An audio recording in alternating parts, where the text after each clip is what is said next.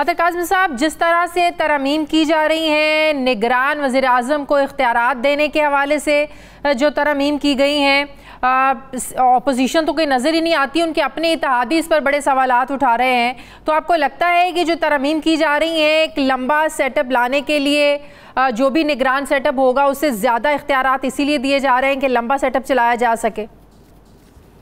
जी देखें, जिस किस्म की तरमीम की जा रही है, आपने भी जिक्र किया, उससे तासुर यही मिलता है कि ऐसी कौन सी इमरजेंसी है कि निगरानों को इतनी ज्यादा आपने इख्तियारात देने हैं। वैसे भी इंतखाबात 60 रोज के अंदर हो जाएंगे, असेंबलियां जब खत्म होंगी।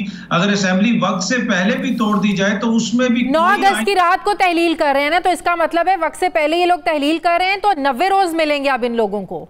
जी 90 रोज मिलेंगे, वो उसी तरफ में आ रहा था। पर वो कानून में कोई ऐसी पाबंदी नहीं है कि अगर आप वक्त से पहले तोड़ेंगे तो आप 50 रोज में नहीं करवा सकते, आपने लाजमी 90 रोज के अंदर करवाना है। तो उस सूरत में भी ये पहले करवा सकते हैं। तो लेकिन जिस किस्म की कानून साजी की जा रही है उससे ये तासुर मिलता है कि जैसे निगरान सेटअप को कोई तूल देने की कोशिश की जाएगी और उसमें फिर इसी हुकूमत का किरदार होगा, इसलिए कि अगर ये लोग खुद कानून साजी कर रहे हैं इट मींस कि ये इनका अपना कोई फार्मूला है। दूसरी बात, जिस तरह आपने अर्ज की कि मैंने अर्ज की और आपने फरमाया कि जिस तरह रजा रुबानी साहब और कुछ लोगों ने हुकूमत के अंदर से भी इसके ऊपर तनकीद की, काश ये लोग आज से कुछ माह पहले इसी तरह वॉकआउट कर जाते। रजा रुबानी साहब जब 2 सूबों के अंदर आइन और कानून के मुताबिक इंतखाबात नहीं हो रहे थे, आइन को रौंदा जा रहा था, जब सुप्रीम कोर्ट के फैसले का मजाक उड़ाया जा रहा था, उस वक्त अगर ये सेनेट में से वॉकआउट करते रजा रुबानी तो शायद आज हम इस नहज पे ना पहुंचते जिस पे आज हम पहुंच चुके हैं। ये सवालात आप नहीं समझते इसलिए उठ रहे हैं। अगर ये तरमीम आपने करनी थी तो आपको ये वाजे करना चाहिए था कि ये जब 90 रोज का निगरान सेटअप होगा तो 90 रोज के तक ही हम लोग ये तरमीम करें, ताकि जो शकूक व शुबहात जन्म ले रहे हैं कि आप लंबा सेटअप चलाना चाहते हैं, डार साहब को आप लेकर आना चाहते हैं, तो ये तासुर ज़ायल काफी हद तक हो जाता। बिल्कुल दुरुस्त कहा आपने। बिल्कुल, अगर ये कहा जाता कि जनाब ये इस तरह का कोई ऑर्डिनेंस आ गया है जो इतने अरसे के बाद लैप्स कर जाएगा, तो बस ये इतने अरसे के लिए है, तो फिर तो चले समझ आती थी। यहाँ पे जिस तरह की तरमीम की गई है वो बाकायदा कानून साजी की जा रही है और ये देखें आइन की रूह के, आइन के स्पिरिट के खिलाफ है। आपकी एक मुंतखब हुकूमत होती है, एक निगरान हुकूमत होती है। निगरान हुकूमत जिसको 4 बंदे बैठ के फैसला करेंगे कि वो कौन होगा, उसको आप आईनी इख्तियारात वो नहीं दे सकते जो आइन आपको अवाम की ताकत या अवाम की वोट के ऊपर आपको देता है। तो मेरे ख्याल में ये एक तरह से जो कॉन्सेप्ट था निगरान हुकूमत का, उसको इन्होंने खत्म करने की कोशिश की है। और दूसरा, ये आपको नहीं लगता कि डार साहब का नाम फ्लोट करके चेक किया गया है कि देखें इत्तेहादियों का क्या रिएक्शन आता है, अपनी पार्टी के अंदर से क्या रिएक्शन आता है? आप देखें पार्टी के अंदर से भी इसकी मुखालिफत आ रही है। ख्वाजा आसिफ ने भी कहा है कि ये बड़ा एक अजीब काम हो जाएगा, गैर जानिबदारी नहीं रहेगी तो बड़े सवालात उठेंगे। फिर पीपल्स पार्टी भी कहती है कि हमारे साथ तो ऐसी मुशावरत नहीं हुई है। मतलब कि नून लीग के अपने अंदर से मुखालिफत भी आ रही है और लाइलमी का भी इजहार किया जा रहा है। लेकिन जिसका नाम लिया जा रहा है वो 2 दिन पहले के इंटरव्यू में कहते हैं कि अल्लाह ताला ने उन्हें बड़ी जिम्मेदारियां दी हैं, अगर ये भी जिम्मेदारी मिली तो वो बखूबी निभाएंगे। तो मतलब ये हुआ कि कहीं ना कहीं नाम फ्लोट किया गया है नून लीग के अंदर से और डार साहब ने कोई तरदीद नहीं की। देखिए किसी भी शख्स से कोई पूछे, अगर आप मुझसे पूछें अतर साहब अगर आपको निगरान वज़ीर आज़म बना रहे हैं तो मैं भी कहूंगा जी जिम्मेदारी मिलेगी तो मैं निभा दूंगा। ख्वाहिशात तो सबकी होती हैं लेकिन आइन और कानून को देखना पड़ता है ना। क्या ये हमने कभी देखा था कि हुकूमत का सबसे इंपॉर्टेंट वजीर वो अगली निगरान हुकूमत का वज़ीर आज़म बन जाए? इस आइडिया के ऊपर बहस होना, इस आइडिया को फ्लोट करना, इस आइडिया को मैदान में लेके आना, इसी से जाहिर होता है कि इस वक्त चीजें किस नहज पे पहुंच चुकी हैं। जहां तक गैर जानिबदारी का ताल्लुक है, जो 2 सूबों में गैर जानिबदार निगरान हुकूमतें हैं उनका किरदार क्या रहा, वो कितनी गैर जानिबदार हैं। टीवी पे बैठ के मोजिज शख्सियात बताती हैं कि जनाब 4 हमारी पार्टी से हैं, 3 हमारी पार्टी से, केपी के हवाले से ये सारी सूरत हाल हमने देखी। लेकिन ये कुछ ज्यादा ही हो जाएगा, ये कुछ ज्यादा ही हो जाएगा जानिबदारी की तरफ। नहीं देखिए, जिस पार्लियामेंट के अंदर राजा रियाज ऑपोजिशन लीडर हो और वो कहें कि जनाब मसला राजा रियाज का नहीं है, मसला है कि आपको अपनी इत्तेहादियों को मनाना पड़ेगा, अपनी पार्टी के अंदर लोगों को कन्विंस करना पड़ेगा। राजा रियाज साहब आपके ख्याल में किसी गिनती में आते होंगे ऑपोजिशन की? मुझे तो नहीं लगता उनको ऑपोजिशन लीडर भी कहना चाहिए। ठीक है, एक उनके पास ओहदा है, मान लेते हैं, लेकिन उनको मनाना पड़ेगा, वो तो माने मनाए हैं। देखिए, मैं ये स्टेट ऑफ अफेयर्स आपको बता रहा हूँ। राजा रियाज साहब का नाम लेने का मकसद है कि आप अंदाजा लगाएं कि ये सिस्टम चलाया किस तरह जा रहा है। ऑपोजिशन लीडर कौन है जो कहता है हुकूमती टिकट पे मैं इलेक्शन लड़ूंगा, तो उस सिस्टम के अंदर इस तरह की कोई भी चीज जो है उसके ऊपर हैरानगी नहीं होनी चाहिए। और ये जो बात है कि ये चीज डिस्कस नहीं हुई, पाकिस्तान पीपल्स पार्टी की जो अलग क़यादत है उनको भी पता है कि ये नाम फ्लोट होना था। ये नीचे से बाद में इसके ऊपर मुखालफत की गई। और दूसरा जो पीपल्स पार्टी ने सिंध में किया है, अलीम आदिल शेख को जिस तरीके से उतारा गया है और जीडीए की मर्जी के साथ एमक्यूएम का ऑपोजिशन लीडर वो लेके आए, क्या उनके कोई बहुत ज्यादा वहां पे कोई जमहूरी तर्ज अमल है? तो ये सब एक दूसरे से मुशावरत से कर रहे हैं। तो अब पीटीआई को आप देख रहे हैं इलेक्शंस में हिस्सा लेते हुए, या माइनस पीटीआई चेयरमैन ही इलेक्शंस में पीटीआई हिस्सा ले सकती है?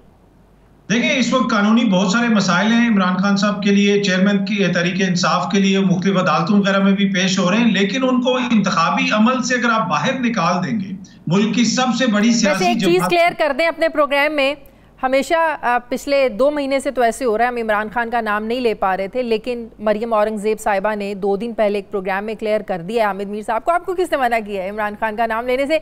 अब हम नाम ले सकते हैं, जरूरी नहीं पीटीआई चेयरमैन का। एक आसमा शराजी साहिबा के प्रोग्राम में उनकी अपनी आवाज सुना है, म्यूट कर दी गई थी जब वो नाम ले रही थी। मैं रिसेंटली 1 दिन पहले की बात बता रही हूँ, उन्होंने इजाजत दे दी है। किसने रोका है नाम लेने से? आप लेना। नहीं, किसी ने नहीं, हमें तो किसी ने नहीं रोका। वो समटाइम जिधर बोलो तो बीच में वो आवाज काट दी जाती है, इस वजह से वो फिर जुमला लोगों को समझ नहीं आता और लोग समझते हैं पता नहीं किसकी बात हो रही है। तो इमरान खान साहब को अगर आपने इलेक्शन से आउट करना है तो वो इतना आसान नहीं होगा, टू बी ऑनेस्ट, इसलिए कि बहुत उनके जितने भी कानूनी मसाइल हैं वो भी उस कानूनी इंतहा पे नहीं पहुंचे। अगर सेशन कोर्ट से फैसला आता है तो वो हाई कोर्ट में जा सकता है, सुप्रीम कोर्ट में जा सकता है। तो इतना जितना ये समझ के बैठे हुए हैं कि बिल्कुल वो पाकिस्तान तहरीक इंसाफ इंतखाबात में नहीं होगी और ये क्लीन स्वीप कर जाएंगे। लेकिन अतर अगर कुछ मशहूर इनके जो बड़े क्लोज लोग थे उनके वादा माफ गवाह बनने की जो चीज़ें सामने आ रही हैं, अब तो फराग गोगी का भी नाम आ रहा है कि वो भी वादा माफ गवाह बनने के लिए तैयार हैं, तो आपको नहीं लगता उस सूरत में चेयरमैन पीटीआई के लिए मुश्किलात ज़्यादा बढ़ जाएंगी? वो वादा माफ गवाह क्या चीज़ टेबल पे लेके आएंगे? इशू ये है कि जब कोई स्कैंडल होता है कोई मुबैना करप्शन का, तो जो असल बंदा है वो तो इधर बैठा हुआ है। वादा माफ गवाह को आपने बाहर से लेके आना है। भाई, जो आपके पास मुल्जिम जो इधर बैठा हुआ है, आप बता दें कि उसके इस अकाउंट में इतने पैसे हैं, उसने ये जायदाद बनाई, उसने वो जायदाद बनाई। वादा माफ गवाह तो देखिए ना, वो थर्ड पार्टी है। जो असल मुल्जिम है वो आपके पास है। वादा माफ गवाह तो उन केसेस में ज्यादा इंपॉर्टेंट होते हैं जहां पे मुल्जिम ग्राउंड पे ना हो, मुल्जिम गायब हो।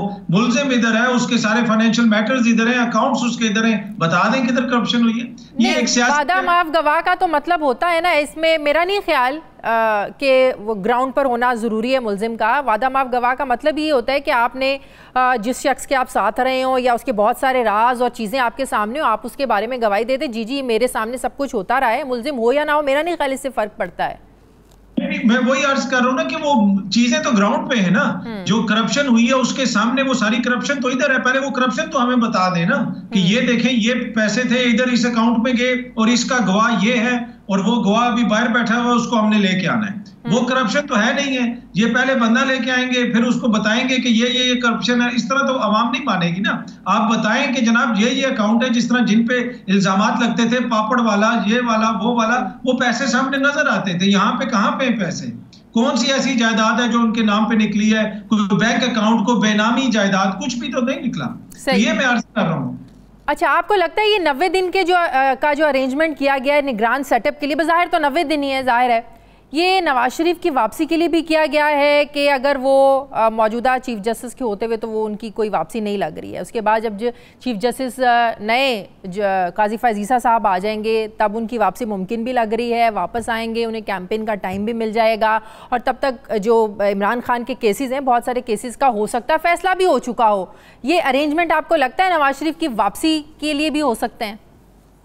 देखिए, खुरम दस्तगीर साहब ने भी इस तरह का एक बयान दिया है वॉइस ऑफ अमेरिका से बात करते हुए। कल भी इसको मीडिया ने रिपोर्ट किया था कि मौजूदा चीफ जस्टिस के होते हुए उनको इंसाफ नहीं मिल सकता।